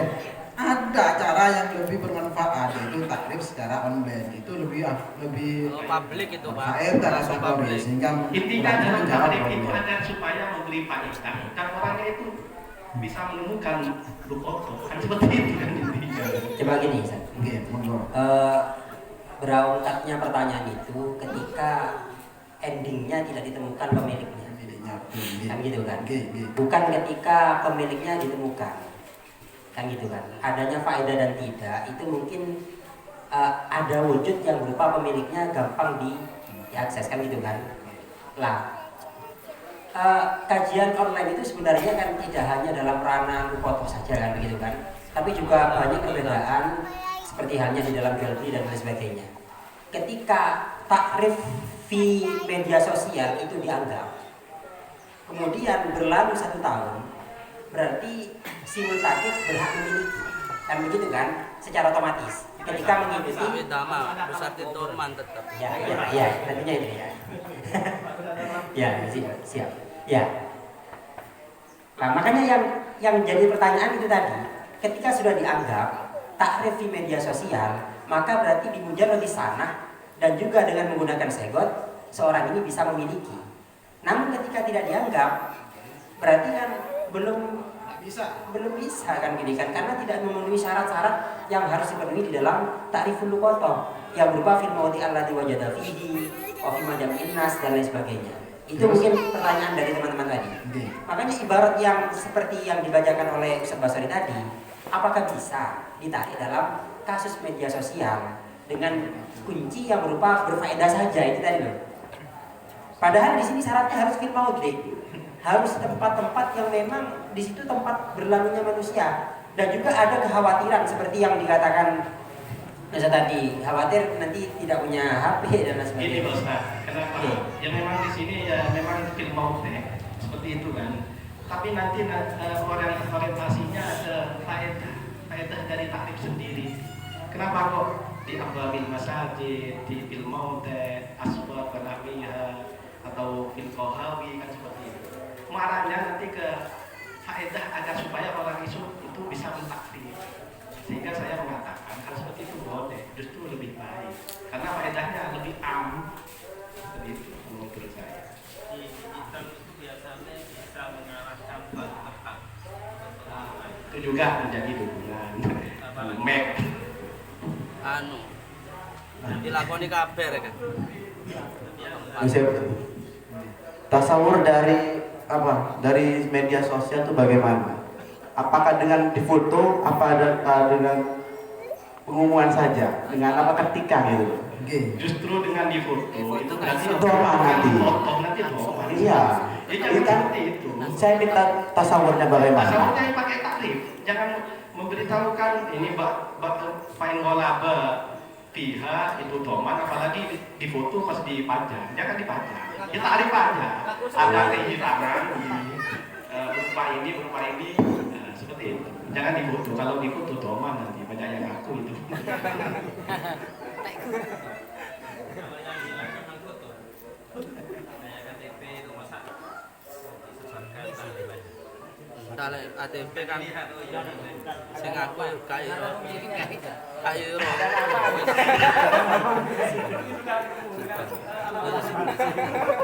Terima kasih. Ini ada satu keseparan lagi dalam masalah takrif yang ditanyakan teman-teman. Takrif via online apakah cukup ketika menemukan suatu barang firman? Biar lebih cepat, lebih enak, kami berikan waktu ke Ustaz.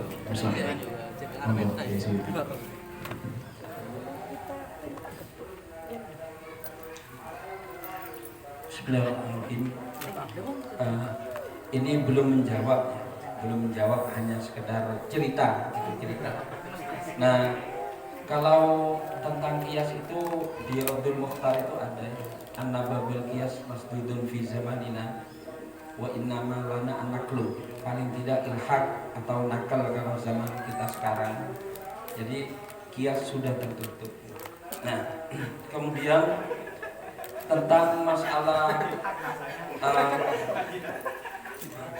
media online ini pernah dibahas di beberapa kitab. Satu contoh ya, ada di, kalau tidak salah sampean cari sendiri ya, insya Allah di Risalatul Amajid begitu ya, tentang masalah adzan di menara.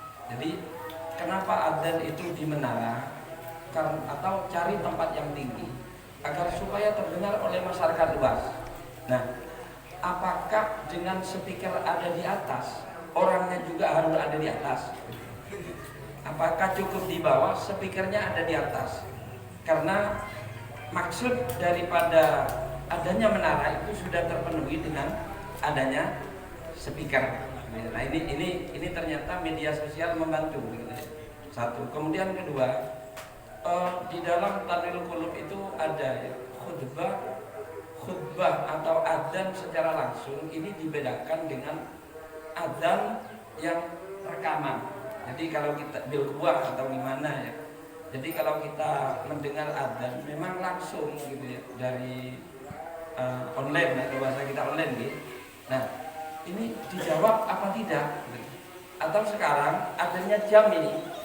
Jam ini kan bukan bil fi'li ya. Ya adzan otomatis.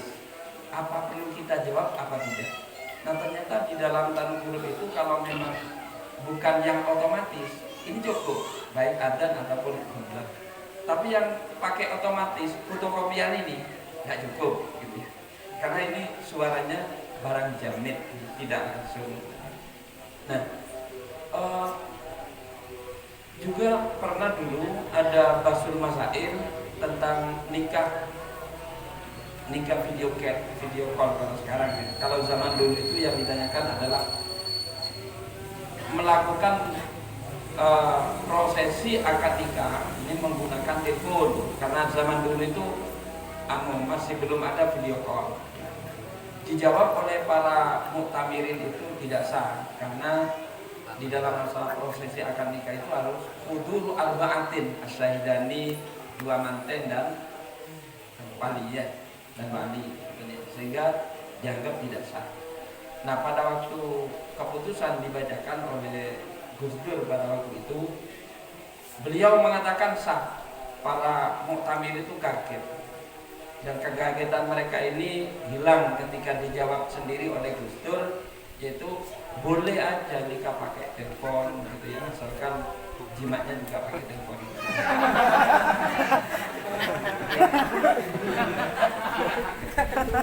Ini hanya sekedar beberapa tanbihan ya, untuk menjawab belum, karena belum ada ibarat yang mengarah ke situ.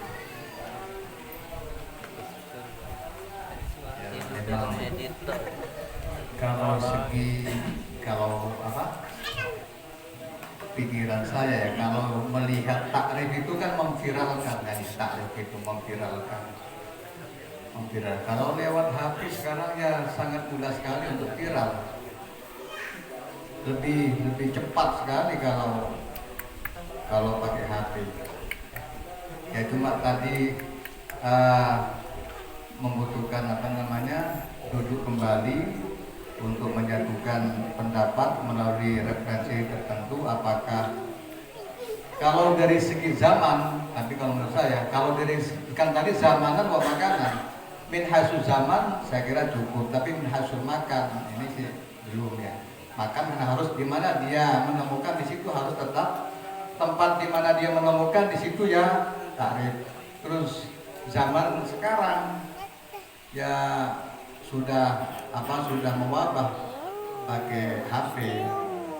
Ya sementara kalau versi saya cukup kalau dari segi zaman. Tapi seperti tadi bukan keputusan, tapi hanya pandangan saja. Jadi tidak mengefek kemana-mana, tapi ya cukup di situ aja ya. Perlu dibahas lebih lanjut. Ya mungkin lanjutannya Mas Adil mungkin.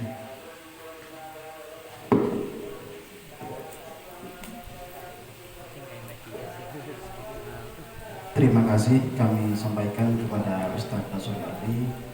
Namun kami mohon kepada beliau untuk melanjutkan pembahasan. Oh, mau jawab.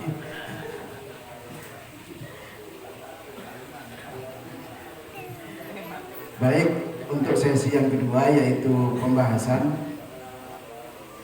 yang ditanyakan yaitu asilahnya. Orang tua saya, deskripsi masalah. Orang tua saya kena penyakit prostat dan saat ini di starter, ya seperti itu Pak. Bahasanya selang atau menggunakan selang pada kemaluan dan penampungan air kencing. Pertanyaannya, bagaimana hukum sholatnya, sah apa tidak? Atau sebaliknya tidak mesti sholat dulu atau bagaimana?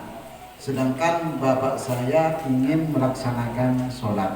Ini ada beberapa pertanyaan sebenarnya ya, cuman terlalu tergabung ya. Pertama yang perlu kita jawab, bagaimanakah hukum sholatnya atau cara sholatnya mungkin ya? Apa dijelaskan dulu oleh Sa'il? Sa'ilnya tidak hadir. Intinya begini, orang tuanya itu kena penyakit prostat. Nah, dengan dokter kemaluannya itu diberi selang. Nah, di sini ada kantong kemih. Nah, semacam itu. Terus mau sholat apa tidak dulu? Gitu seperti pertanyaannya. Apa nunggu tidak melakukan sholat karena dengan sholat ada barang najis seperti itu dari sisa itu. Mungkin bisa dipahami ya. Berarti ini setelah operasi mungkin ya.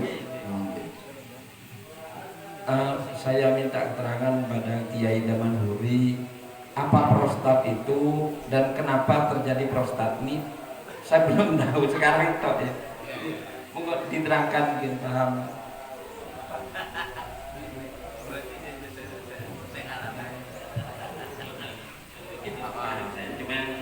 Karena bahasa itu kena prostat. Prostat itu pengecilan di kemih, jadi ada pengecilan sehingga nopo kita tutup apa itu tidak bisa kencingnya di akhirnya. Itu sing sementara kalau semerat karena terjadi sama saya. Jadi dimasukkan nih dimasukkan. Bahkan waktu niku kalau sing memasukkan itu perempuan. Muskil malin nih. Kami punya saudara juga nih, lumayan lah, lumayan. Setelah itu di dokter itu langsung perempuan itu langsung dipegang itu. Terus ada petugas laki-laki sing nyoroti nih, dan saya kemampuan disoroti. Artinya karena ini santri bingungnya luar biasa, kayak keringetan sembarang. Ada nom untuk pelajar-pelajar nih, pelajar-pelajar di rumah sakit. Itu biasanya kesempatan nonton itu. Akhirnya pada waktu itu DN tentang Yai Ruhin, Yai Ruhin kalian laporan tentang Yai Ruhin. Ya apa Yai? Ya apa nah? Itu biasa itu kulo. Niki ngeten. Saya sakit apa? Kini kune ya tak apa lah nyaman. Ya ngeten Yai Ruhin. Waktu itu ya Allah mesti kulo bingung bisa. Kalau saya sekedar dibuka mau di ke sana bukan salah. Tapi sing jelas ada kecilan di apa itu kemihnya, sehingga nanti bisa menyebabkan tidak bisa itu. Terus salah satunya itu penyebabnya yang kami tahu itu karena kencing berdiri. Biasa kencing berdiri itu juga ke prostat, juga ke itu kencing batu. Itu yang kami dapat kabar dari dokter-dokter itu. Maka kencing butuh enggak, dan juga tua. Termasuk salah satu yang menyebabkan kita prostat itu karena tuanya. Betul, sehingga kemarin kami kita. Oke, terima kasih dari apa yang beliau sampaikan. Semoga teman-teman bisa menangkap apa itu prostat. Tapi yang jelas di sini yang ditanyakan ketika mau melaksanakan sholat, alat kemaluannya itu dikasih selang, sehingga sulit sekali untuk melaksanakan sesucinya seperti itu. Kalau ada pertanyaan mungkin sebelum masuk jawaban. Ini Pak. Kalau dilepas itu bahaya Pak. Kalau dilepas, apa kantongnya itu dilepas itu boleh apa tidak? Apa membahayakan ketika dilepas? Kantongnya. Kalau serangnya nanti kukira itu bisa dimakfu nanti yang ada di selangnya. Kalau di kantongnya ini yang tidak bisa. Kayaknya seperti itu. Kantongnya boleh dibuang. Iya. Selangnya itu mungkin yang perlu kamu tanyakan. Enggak apa pas waktu sholatnya ini memakai kantongnya dipakai apa enggak begitu saja. Apa alat kelaminnya ada dipakai Pak? Ngeten mawon nggih.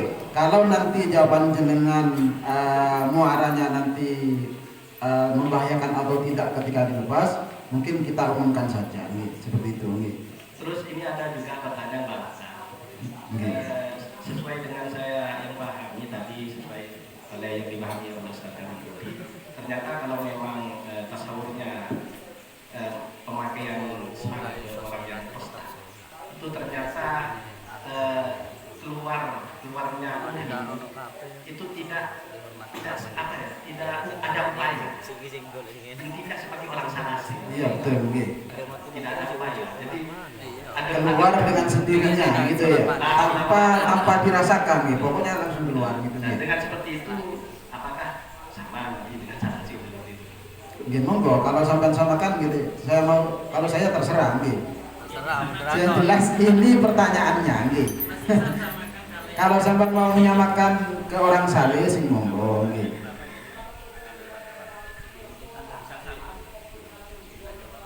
Gitu. Sampun nggih, bisa dipaham nggih? Monggo, langsung jawaban nggih. Monggo dari adik-adik yang di utara ada yang mau jawab? Sini. Yang nggih, monggo, dan dulu nggih. Jadi bagi orang yang terkena sakit prostat itu tidak diperbolehkan sholat. Karena di situ mesti ada kantong kemihnya. Jadi kalau sholat nanti terkena sakit prostat itu, makanya dapat gak sah sholatnya, batal. Oke, ini ada satu jawaban. Yang pertama, tidak wajib sholat karena masih menanggung barang najis. Seperti itu, nggih. Kemudian ini dulu dari Karangpanas dulu. Karangpanas, nggih. Nggih, tetap wajib sholat, nggih. Karena kebutuhan seseorang itu selama dia mampu, bahkan ketika menggunakan kedipan mata saja kan dia masih tertaklif. Oke. Yang kedua, permasalahannya ketika ada permasalahan yang menambahkan dorong kepada seseorang itu semisal mau melakukan sholat, maka yang harus kita carikan solusinya. Maka diperbolehkan mengikuti madhab lain, seperti mengikuti madhabnya Abu Hanifah atau Imam Malik gitu. Jawaban yang kedua,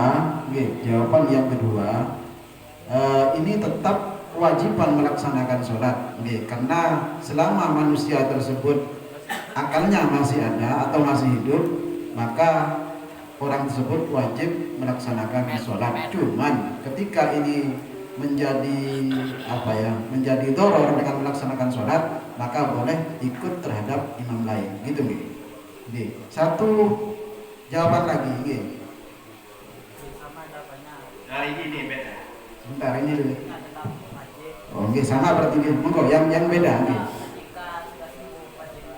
Oh, ada tambahan ketika sudah sembuh maka wajib qadha. Tidak sama ya sudah. Itu jawaban sampean. Oh. Maksudnya sholat dihormati seperti. Oh, gitu.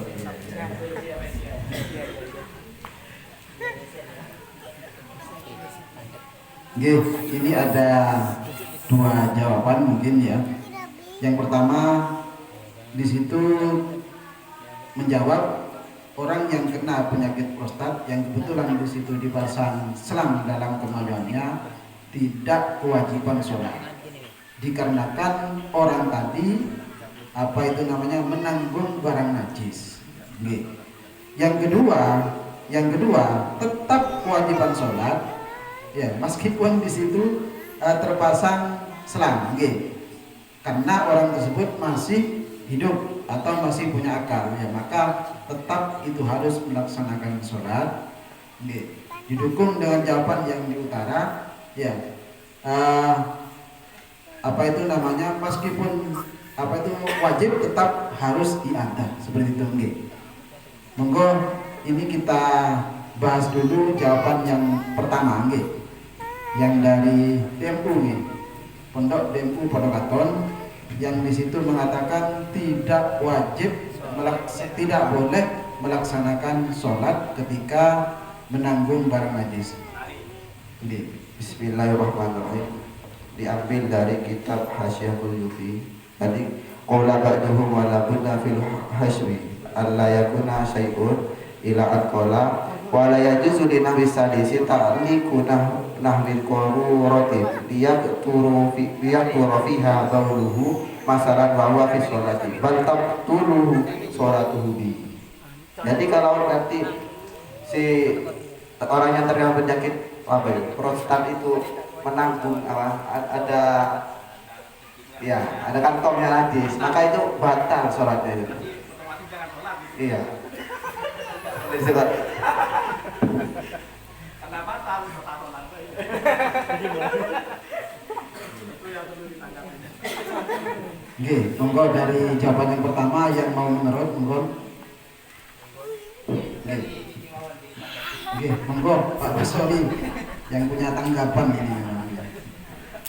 Itu takbir mendasar itu. Kalau orang ada najisnya otomatis batal, bukan termasuk orang itu tidak wajib sholat, tetap wajib sholat. Kalau seandainya ada najis, ya hilangkan saja, nanti sholat lagi.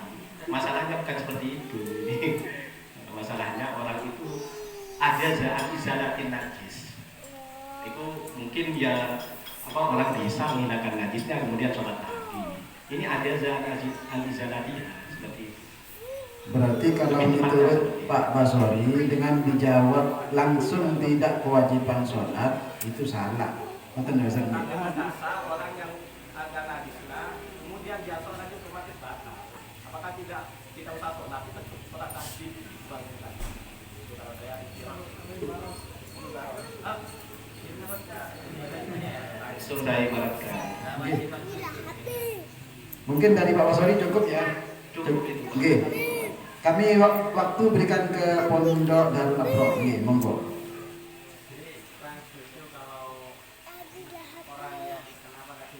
Di Ustaz,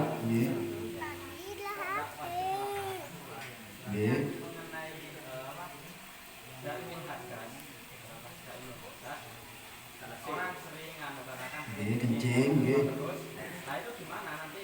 Padahal kan bawa najis. Masalahnya orang tersebut kan tetap wajib sholat kan. Padahal dia itu masih membawa barang najis.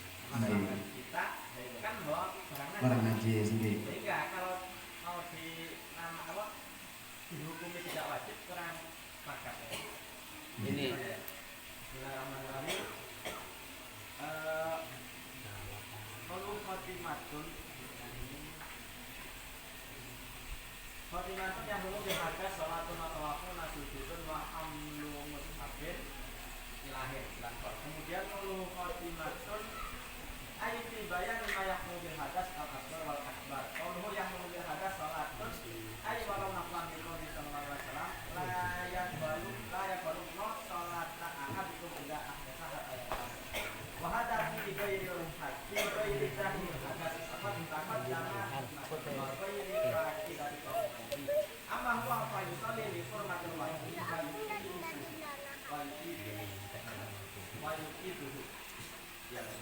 Intinya kalau dari Darul Abror tidak setuju kalau di situ langsung divonis tidak kewajiban melaksanakan sholat. Padahal contoh orang yang beser, ya orang yang cercer ya itu masih kewajiban sholat ya. Bukan berarti tidak wajib, bahkan kalau ya wajib sholat dihormati waktu ini seperti itu. Monggo kami kembalikan ke DMU dulu, monggo ditanggapi. Napa pun cukup? Begini dokter, dalam permasalahan sadis memang wajib sholat memang kami sepakat itu. Kami yang membuat tidak sah dalam permasalahan kita itu gara-gara yang tolno wadai oyoni lho. Nah, aku gak paham jenenge. Gara-gara itu yang membuat tidak sah sholatnya. Ini ibarat kami itu berangkat dari sadis, ibaratnya benar. Wala yajuzu li nahwi sadisi ta'liqu nahwi qaruratin liyaqtura fiha bawluhu. Orang beser ini tidak boleh menggantungkan wadah supaya uyunya ke situ. Nah itu loh gara-gara batal sholatnya gara-gara itu membawanya itu. Ya bukan berarti orang itu tidak wajib sholat. Itu hanya tidak boleh. Jadi lepas saja, kemudian tetap sholat bagi sanasi. Iya, tetap sholat. Tapi jangan paksakan tidak usah sholat. Itu. Menggantungnya ini loh, membawa barang ini yang tidak boleh. Nanti membatalkan. Begitu. Tidak usah sholat, itu kurang pas. Intinya dari takbir saja. Itu bagi sanasi pun, kalau ada kantong urin, itu tetap dilepaskan. Karena itu ini ya langsung sah Pak. Enggak, sebentar ya Pak Wasori. Enggak usah potong, langsung sah. Ini ada langsung nyalep aja Pak Wasori ini. Sini Pak, tabir yang menentang Pak. Dari DMU oke, kalau itu permasalahan salis saya setuju di situ tidak kewajiban sholat. Kenapa? Ya, karena kalau masalah salis jelas najisnya memang bisa ya. Tapi kalau ini enggak, memang ada ada kantong kemihnya yang sambung kepada orang tadi. Maka di situ ya langsung berani mengatakan tidak wajib sholat gitu loh. Beda dengan masalahnya salis kata dari DMU. Dia apa? Kalau salis itu wajib apa enggak? Sholat. Wajib, nggih. Kan tetap wajib kan? Nggih. Jadi kalau dijawab tidak wajib itu yang masalah. Dari sini juga tadi juga mengatakan dari ibaratnya juga tetap wajib sholat. Wajib sholat. Wajib sholat hanya saja batal. Kalau tidak wajib sholat tidak usah batal kan? Karena tidak wajib. Kalau salis bedanya dengan salis. Kecuali mengikuti mazhab lain mungkin seperti Imam Abu Hanifah memang layak tadi doa alaihi mutlakun tidak wajib. Usah sholat memang. Usah foto. Ada wajib. Di mana? Di Buya itu ya? Iya. Buya itu ada. Dan sampai mau Pak? Tadi kan Pak di situ kan tidak mengatakan wajib. Di sini pun saya punya satu di depan komunitas. Cuman nanti tadinya dipoto saya bacakan di sini ya. Bismillahirrahmanirrahim, berangkatnya Fahal yajuzu lahu ayyusalliya bi hurmatil waqti wal tasihhu minhu as-salatu wa hamilun najasa wa li al-qada aw bi tarki sholatil maghrib. Al-jawab anna ta'liqul qais itu termasuk ya saya menjawabkan di situ tadi kantong. Al-matu alladhi yahminul bal biasukana daruriyan wa mutran ilahi wala yumkinu at-takhalli anhu bi irsalil bawl fi ina'in munfasil anin saksi al-matur annahu yajibu alaihi ayyusalliya awalan bi hurmatil waqti summal qada. Makanya saya tidak cocok dengan ketika mengatakan tidak wajib sholat. Di sini hurmatil waqti. Kalau menurut panjenengan tetap wajib sholat di hurmatil waqti, nanti kewajiban mengkotor. Di sini apa takbir maksudnya bukan disalib tapi di sini langsung ina emun bazilin anisal si al-madhkur. Langsung memang ada selang yang seperti itu. Oke, terima kasih. Ini sudah dari Karangpanas. Mungkin dua ibarat ini kita korelasikan. Apakah nanti kasus ini sama dengan kasusnya orang yang mustahado atau orang yang salis atau orang yang marid yang tidak menemukan perkara yang mengikat? Ini kan konsekuensinya beda. Mungkin itu yang kita perlu cari nanti, perlu kita kaji lagi. Kalau kita samakan dengan salis, samakan dengan mustahado, berarti wajib untuk mubadarah, fitoharohnya, sholatnya, kan gitu kan. Kalau tidak sama dengan itu, berarti kan bebas-bebas saja. Hanya saja sholatnya dihormati waktu dan wajib ada. Kalau yang kasus mustahado kan tidak wajib, kan seperti itu kan. Makanya kasus ini sama dengan orang yang menghasmu atau tidak, kan gitu. Monggo. Itu pertanyaan saya. Ini ada ibarat Pak. Oh iya. Yang mengatakan itu langsung sah ketika memang adanya penyambungan selang itu ke alat kelamin itu lihajatin dalam arti darurat. Ketika tidak demikian ini nanti tidak bisa kencing orangnya, akhirnya seperti itu dikasih itu. Lah ini sholat meskipun dengan bawa najis seperti itu ini hukumnya sah. Bahkan tidak usah kotor.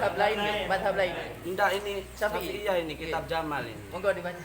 Bismillahirrahmanirrahim. Wala wasola atmahu biqaidin zituhu biqauli lihajatin ila waslihi binajasin min atmin la yasluhu lil wasli wairuhu huwa aula min qaulihi li faqdit thahir udira fi dzalika fatasihu sholatuhu ma'am.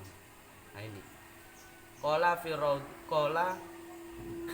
ka asliha wala yalzamu nas'uhu idza wajada thahir. Bahkan di sini tidak wajib dilepas ketika menemukan perkara yang suci. Cuma dalam arti ini darurat atau dalam arti gak ada belum najis, gak ada belum suci yang bisa menyembuhkan kecuali belum sing najis ini untuk disambung. Dalam arti itu taraf darurat gitu. Nah ini sholat berserta itu sah, bahkan tidak usah qadha. Ini ditemukan satu ibarat yang lebih enak mungkin ya. Enak. Ketika ini dalam kondisi darurat, dimana kalau itu nanti tidak terpasang, ya jelas ini nanti membahayakan kepada orang tadi. Bisa mati, Pak. Memang untuk prostat sendiri ya, itu kencingnya kalau tanpa serang memang tidak bisa ditahan. Ketika tidak bisa keluar. Lah ya kadang keluarnya ya kalau keluar Tidak bisa kalau gitu. Saya pernah pakarnya belajar di herbal tahu. Itu tadi kan dimintain kan dia. Dokternya itu. Gokil. Sebenarnya yang lebih valid narasumbernya bukan Yai Manduri sebenarnya. salah narasumber tadi. Mohon maaf. Ya, Pak. Nggih, monggo. Takbir yang di belakang ini. Nggih, monggo takbir yang di belakang ini apa perlu dibaca lagi? Nggih. Monggo dibaca lagi. Nggih, Bismillahirrahmanirrahim. Wala wasola atmahu biqaidin zituhu biqauli lihajatin ila waslihi binajasin min admin. Ini contoh. La yasluhu lil wasli wairuhu huwa aula min qauli li fatit thahir udira fi dalika fatasihu sholatuhu ma'ahu. Kan memang dapat paham ini. Qala fi rawdah ka asliha wala yalzamuhu nas'uhu idza wajada thahir. Qala asubu kitab anil imam ghairihi illa idza lam yakhaf min naz'in minan naz'i dororon. Ini wis ada contoh ya, ada orang patah, kemudian patahnya tadi disambung dengan balung yang najis. Ya, soalnya tidak pantas, tidak bisa menyembuhkan kecuali balung najis ini. Kenapa dengan barang najis? Karena tidak ditemukan hal yang lain yang bisa menyembuhkan kecuali dengan balung yang najis tadi. Maka kalau dalam kondisi tersebut seperti itu, maka boleh melaksanakan sholat dengan menggunakan balung yang najis tadi. Seperti selang juga disamakan seperti itu, dan itu pun tidak wajib kotor. Menurut tadi nggih, sah sholatnya dan tidak wajib kotor. Mau menanggapi nggih? Ya. Nggih. Apa untuk ibarat itu kukira itu masih kurang pas dengan permasalahan kita. Kalau selangnya saja kukira itu bisa makfu. Tetapi kalau kantongnya itu kan katanya ada kantongnya, kantong tempat kencingnya itu. Nah, kalau selangnya memakai ibarat itu kukira bisa, emang tahap darurat yang dari DMU tetap memberatkan kantongan yang di plastik itu loh, yang diberatkan oleh DMU ya. Seandainya hanya selang, oke, sama, tidak masalah. Ya, sama. Kata DMU. Tapi ini ada penimbunan kemihnya di dalam kantong, itu yang menjadi keberatan DMU, sehingga ibarat ini tidak cocok untuk menjawab asilah yang ada. Gini kan, sifatnya udurun yang nadirun yang ketika oh yang ini nggih. kasus kita tidak Nggih. udurun yang nadirun tidak ladawaman, Nggih. sehingga sama dengan kasus yang ketika kita tidak menemukan perkara yang bisa menunjukkan, ya kan? Nggih. Maka kita sholat di Jumat waktu ada, Nggih. karena dianggap udur nadir. Nggih. Dari Karangpanas, mungkin dari belakang nggih, juga ada tambahan keberatan nggih. Dari Karangpanas juga tidak bisa. Ya, ini disamakan dengan permasalahan ini ya. Karena kalau yang ada yang dibaca barusan itu memang tidak bisa dipisahkan. Ya, kalau ini tidak bisa sebenarnya. bukan tidak bisa dipisahkan. Kalau dokter itu semuanya bisa dipisahkan. Di ibarat sini ini bahkan ya ada perbedaan, ada dalam Yakhob, ada yang Yakhob ini kan beda. Ketika di dalam Yakhob dipisahkan kan itu. Ketika Yakhob tidak boleh kan seperti itu.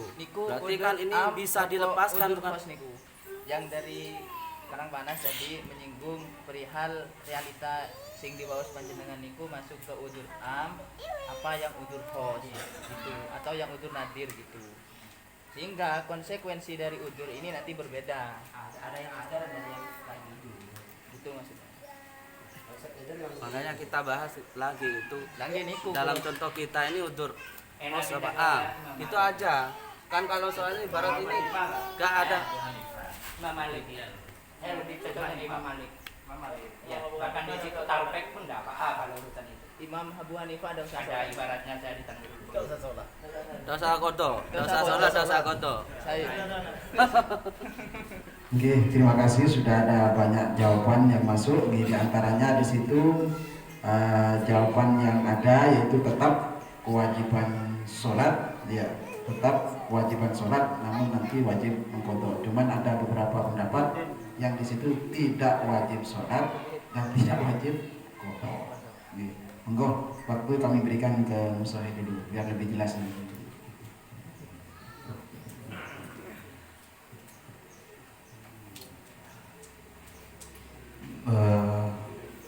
Bagaimana hukumnya orang yang sakit prostat yang menggunakan selang ya, di mana di situ ada kantong kemih, kantong penimbunan air kencing. Hukum sholat, hukumnya tetap wajib sholat ya. Terus bagaimana caranya? Caranya sebetulnya kalau bisa menghindari, kalau bisa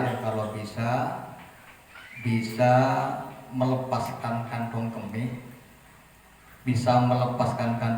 dan itu memang merupakan dibutuhkan selangnya dibutuhkan. Kalau nggak pakai selang katanya sakit ya, karena nggak bisa keluar kan, sakit, menimbulkan sakit. Jadi selang tetap dibutuhkan. Tapi kantong kemih ini kan bisa dilepas ya. Kalau masih menggunakan kantong kemih maka hukumnya tidak sah sholatnya.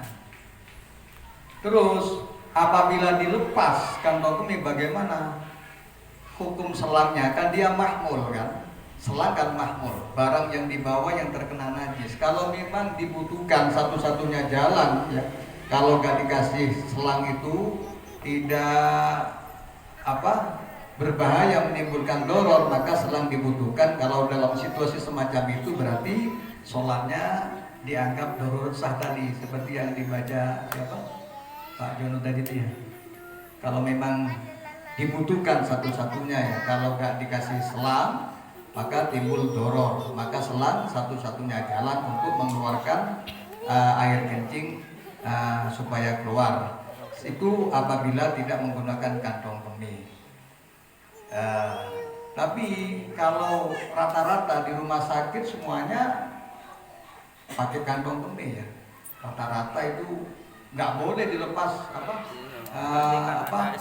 tumpah di ruangan, nggak boleh, bahkan dilepas tidak boleh. Kalau menurut dokter nggak boleh. Dan di samping itu kalau kau sudah masuk rumah sakit, bukan hanya selang itu yang bermasalah, kita juga perban juga bermasalah banyak ya. Dikasih ditusuk jarum tapi perbannya melingkar ya, melingkar penuh. Padahal yang jarumnya kan cuma sedikit kan yang tertusuk kan kulitnya, tapi yang diperban kan penuh, melingkar melingkar ya, pergelangan tangan misalkan. Itu kan bermasalah juga kalau kita berpegang teguh kepada Syafi'iyah. Jadi sangat sulit kalau kita ikut dalam mazhab Syafi'i untuk memenuhi persyaratan, sangat sulit. Sebab kalau sudah masuk rumah sakit bukan hanya selang, nanti ada obat dimasukkan lewat jarum suntik itu, dan itu perbannya juga agak memenuhi syarat kan, karena yang diperbankan melebihi kebutuhan itu diantaranya. Terus kita tentunya mencari solusi yang terbaik. Tadi kalau Abu Hanifah tidak wajib sholat dan bahkan tidak wajib mengkodok, itu ada batasannya itu.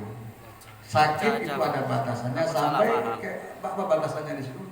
Saya kira nggak bisa duduk ya. Itu terakhir ya. Nggak bisa imak baru. Nggak bisa imak dengan kondisi parah berarti sakitnya. Orang mau mati. Iya. Nggak bisa isyarat dengan kepala, nggak bisa menundukkan kepala, itu baru bisa.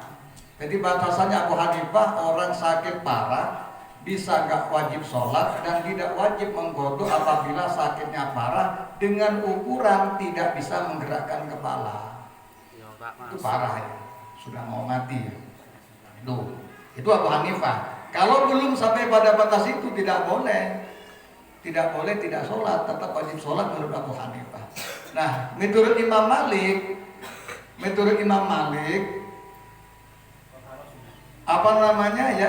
menghilangkan najis, lepas dari najis itu hukumnya sunat, tidak wajib. Jadi suci dari najis itu tidak wajib, hanya sunat saja. Bahkan dalam Hikayatul Auza'i, Imam Auza'i juga menghikayahkan dari kalangan mazhab Hanafi, Syafi'i juga mengatakan tidak disyaratkan suci. Itu kalau itu Imam Auza'i dalam mazhab Imam Syafi'i. Tapi yang jelas dalam mazhab Imam Malik mengatakan sholat itu tidak wajib suci, hanya sunat saja. Ikut itu sudah mantap itu. Jadi tidak perlu menghilangkan najis, sekalipun bersamaan selang dan kantong kemih tetap masih suci. Hanya saja nanti diperbagus taklidnya secara utuh. Artinya satu paket wudhunya ikut secara Maliki. Maliki itu wudhunya harus daleku, harus menggosok tangan, menggosok anggota badan. Kemudian mazhabnya itu harus istiabah ya, harus merata kepala ya, harus merata. Kalau Abu Hanifah kan cuma seperempat ya. Abu Hanifah seperempat kepala, cuma tapak tangan cukup sudah Abu Hanifah. Kalau Maliki istiabah sih ya. Jadi ketika mengusap kepala harus penuh, harus merata. Itu saja. Dalku ketika menggosok anggota badan anggota wudhu harus digosok. Ketika kepala harus dibasahi semua. Itu saja bedanya dalam wudhunya. Wudhunya secara Maliki, sholatnya secara Maliki sudah klop, itu sudah bagus itu. Bahkan sering orang bertanya ketika sakit di rumah sakit, saya arahkan ke Maliki itu, ikut Maliki saja. Jadi nggak perlu sibuk-sibuk melepas segala macam. Kalau dilepas malah dimarahi dokter ya.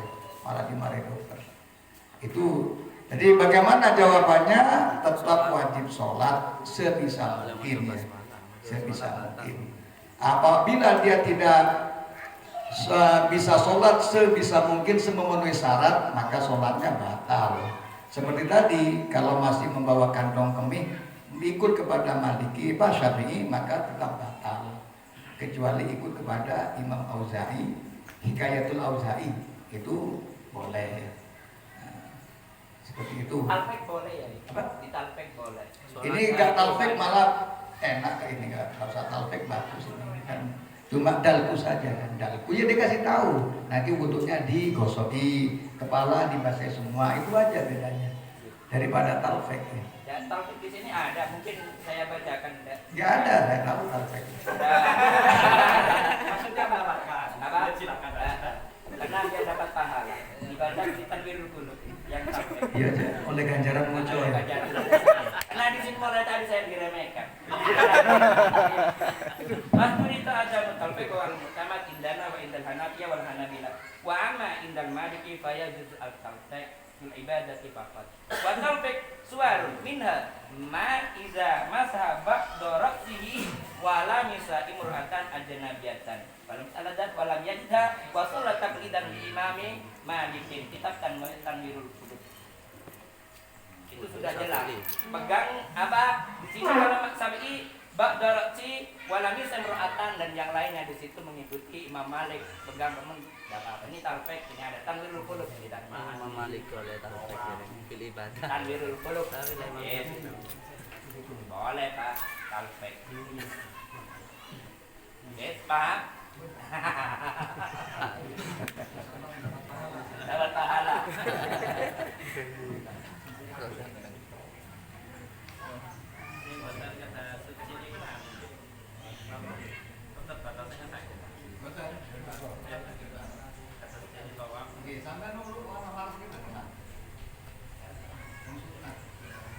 Imam Malik sunnah, beliau.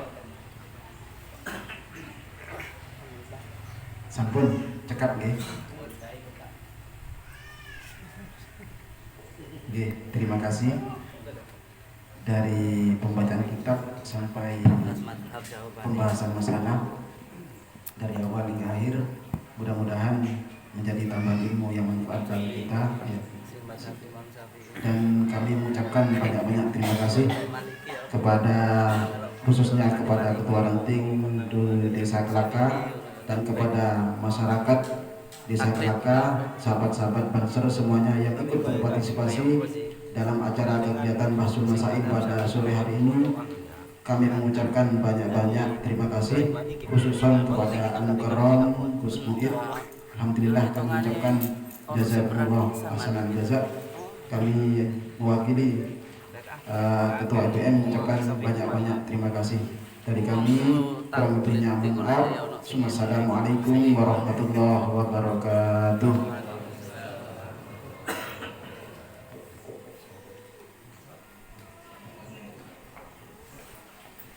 Doa, untuk doa kami berikan kepada Al-Mukarram Kiai Damanuri, kepada beliau dipersilakan.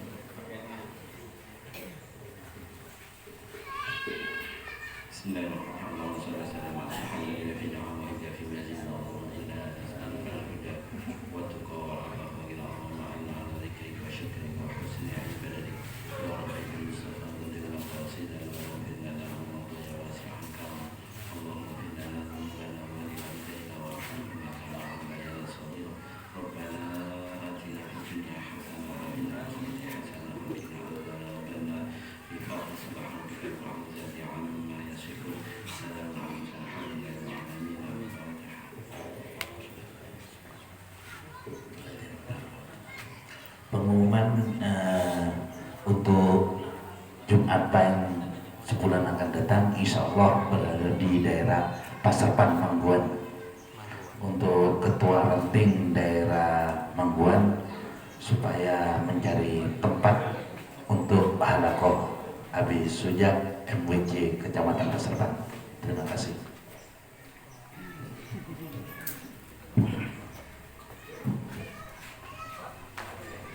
الله أكبر الله أكبر أشهد أن لا إله إلا الله أشهد أن محمد رسول الله حي على الصلاة حي على الفلاح